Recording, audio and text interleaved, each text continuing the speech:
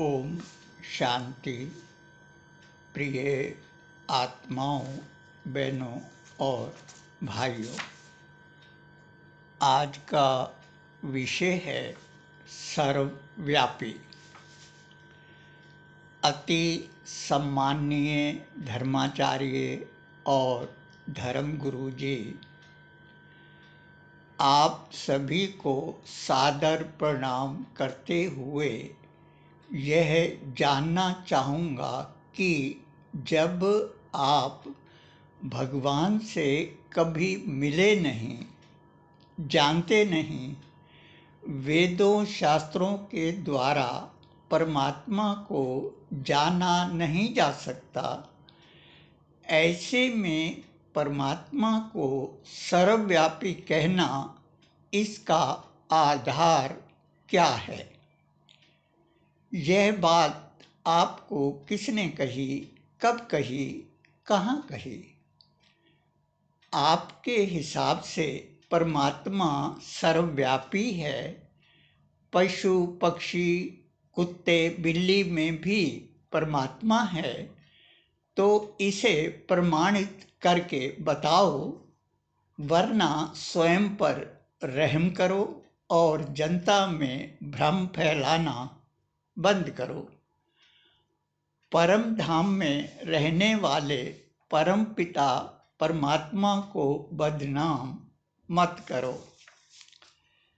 सोचने की बात है, जब साधु सन्यासियों का उद्धार भी परमात्मा ही आकर करते हैं, तब जगत गुरु महामंडलेश्वर श्री श्री 108, श्री श्री 1008 जैसी उपाधियां धारण करने का अर्थ क्या है, इनका महत्व क्या है और ऐसी उपाधियों से लाभ क्या है, किसका लाभ हुआ है?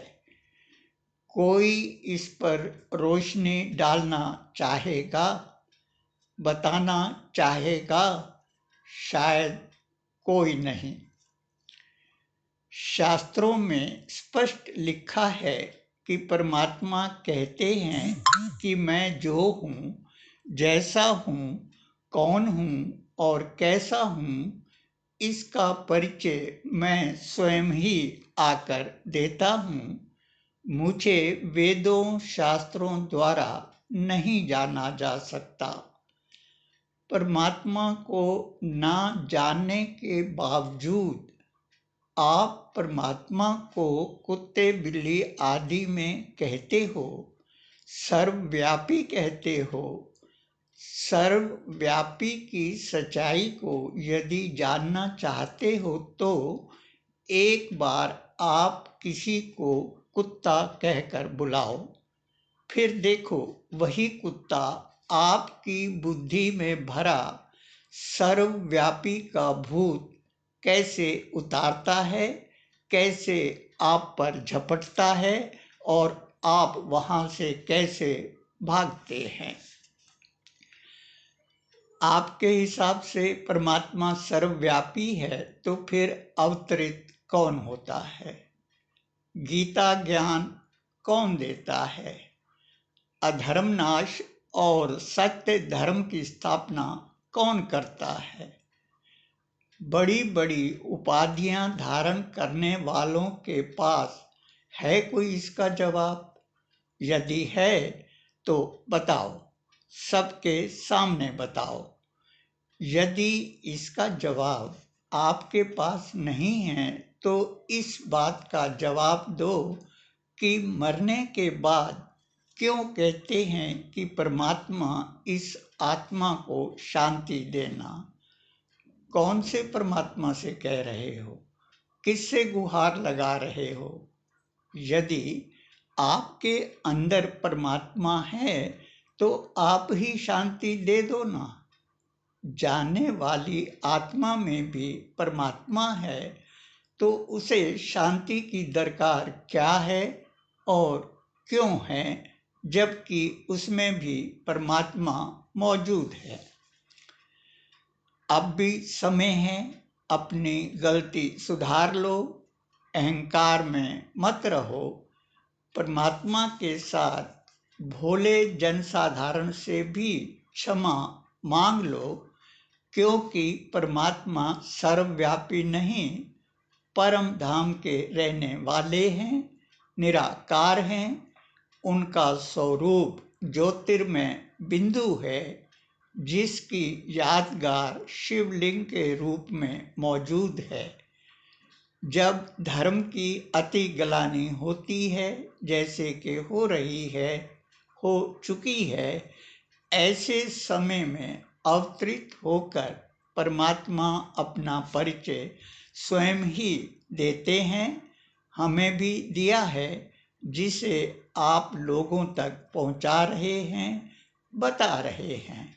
मानो या ना मानो, मर्जी आपकी।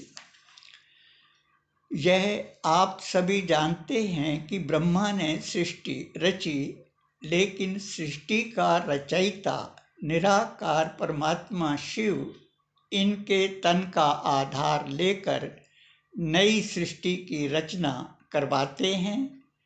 रचना करवाने के लिए ईश्वरीय विश्वविद्यालय की स्थापना करवाते हैं।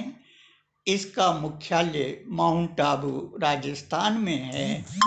यही परमात्मा की कर्म भूमि है, जिसे आप सभी ब्रह्मा कुमार कुमारी के नाम से जानते हैं।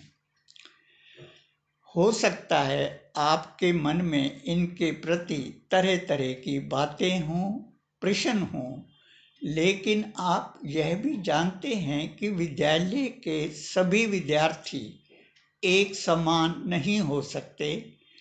कोई विद्यालय का नाम रोशन करते हैं और कोई बदनाम भी करते हैं। सभी विद्यार्थी ना तो एक समान पढ़ने वाले होते हैं और ना ही पढ़ते हैं। ठीक इसी प्रकार जिनके हाथ में इस संस्था की बागडोर है, वह अपने को मुखिया समझ बैठे हैं।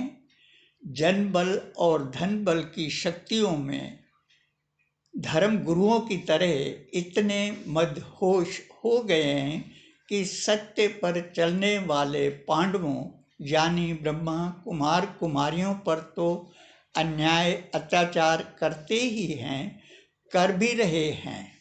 रहते भगवान के घर में हैं, भगवान का खाते हैं, उस भगवान को बदनाम करते हैं। जिस थाली में खाते हैं उसी में छेद कर रहे हैं। अति का अंत तो होता ही है। ये आप सभी जानते हैं कि परमात्मा प्राकृति पति है। उनके एक इशारे पर भगवान का विरोध करने वाले, चाहे ब्रह्मा कुमारी संस्था के मुखिया हों, चाहे परमात्मा को सर्वव्यापी कहकर उन्हें बदनाम करने वाले हों, सभी को बिना आवाज की ऐसी लाठी पड़ेगी, तब कहेंगे, ऐ की हो रहा है भगवान, ये क्या हो रहा है भगवान। भगवान कहेगा कि बुद्धि में जो सर्वव्यापी का भूसा भरा हुआ है, वह निकल रहा है। स्वयं को शिवोहम समझने वालों का भूत उतर रहा है, ताकि जनता सही क्या है गलत क्या है इसकी पहचान कर सके। साधु वेश में सभी साधु हैं या रावण भी हैं, यह जान सकें, और राजयोगी के वेश में सभी राजयोगी हैं या राजभोगी भी हैं, इसकी पहचान कर सकें। जनबल धनबल एवं सत्ता के नशे में चूर रहने वाले घमंडी यह जान लें कि भगवान को भीड़ की आवश्यकता नहीं रहती, क्योंकि वह स्वयं सर्वशक्तिमान है। वे चाहें तो धर्माचार्यों सहित पूरी कौरव सेना को अकेले अर्जुन के माध्यम से परास्त करा सकते हैं, पहले भी करा चुके हैं। यदि आप भूले ना हो तो भूल चुके हो तो याद कर लो, क्योंकि वही सीन अपने को फिर से दोहराने जा रहा है। अन्याय, अत्याचार और चीरहरण करने वालों को उनके अंजाम तक पहुंचाने जा रहा है। भगवान का कार्य गुप्त चलता है। वह अपने कार्यों का प्रदर्शन नहीं करवाते, बल्कि मानव को महामानव बनाने का कार्य करवाते हैं। सेवा के लिए पूरे विश्व को अपना संदेश दिलवाते हैं, ताकि किसी को यह शिकायत न रहे कि भगवान आप आए और हमें मालूम नहीं पड़ा। अब तो मालूम पड़ गया ना। अब शिकायत न करना और इस संदेश को आगे तक ले जाना, क्योंकि इस संदेश को आगे बढ़ाने का फर्ज आपका भी बनता है कि नहीं? पूछो अपने दिल से, फिर जैसा दिल कहे वैसा करना। भगवान का कार्य पर्दे के अंदर अब भी चल रहा है। ये कार्य अपने अंतिम स्टेज पर है। जब तक हीरो हीरोइन तैयार नहीं हो जाते, पर्दा नहीं उठाया जाता। जैसे ही नर से नारायण और नारी से श्री लक्ष्मी बनने वाले हीरो पाठधारी तैयार हो जाएंगे, पर्दा उठ जाएगा। हीरो हीरोइन के साथ विश्व रंगमंच के डायरेक्टर हम सबके परमपिता ज्ञान सूर्य परमात्मा शिव भी प्रत्यक्ष हो जाएंगे। अंधेरा मिट जाएगा, रोशनी जगमगाएगी।